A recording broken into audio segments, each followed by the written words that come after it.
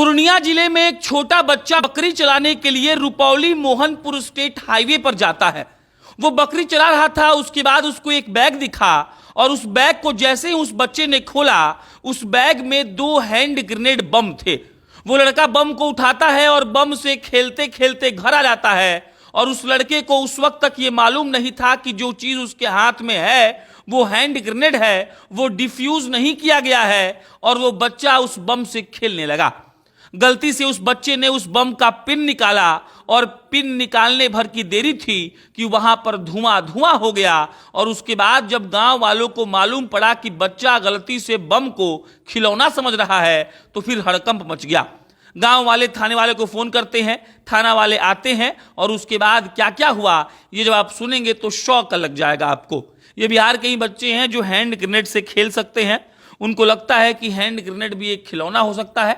हालांकि ये मजाक की चीज नहीं है, लेकिन इस बात को लेकर पूर्णिया के तेली गांव में अभी एकदम हड़कंप मचा हुआ है और लोगों को लग रहा है कि आखिर 2 जिंदा हैंड ग्रेनेड कैसे वहां पर हो सकता है। उस पर धूल मिट्टी लगा हुआ था और पुलिस वालों की बात अगर हम माने तो 3-4 साल से वो हैंड ग्रेनेड वहीं पर रखा हुआ था।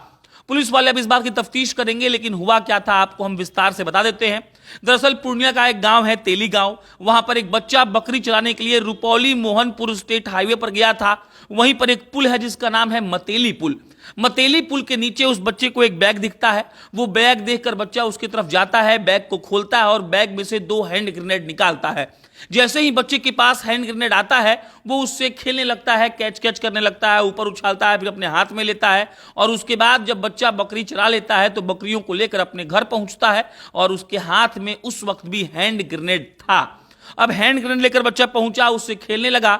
गलती से एक हैंड ग्रेनेड का पिन निकल जाता है और उसके बाद उसमें से धुआं निकलने लगता है।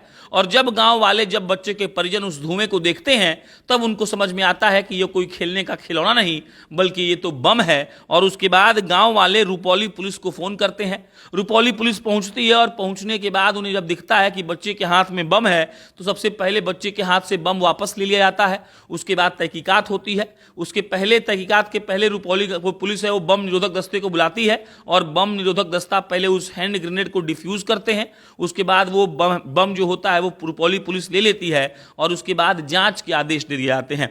अगर अफसरों की माने तो अफसर कह रहे हैं कि देखिए सबसे बड़ा विषय तो ये है कि आखिर अगर 3-4 साल पुराना ये अगर हैंड ग्रेनेड बताया जा रहा है तो आखिर 3-4 साल से क्या वो एक ही जगह पर था?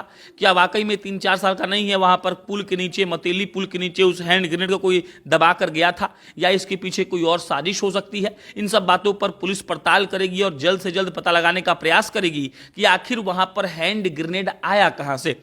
उसके बाद कई लोग ये भी कह रहे हैं कि देखिए 5-10 साल पहले की बात है, पूर्णिया में 2 गुटों की लड़ाई बहुत होती थी।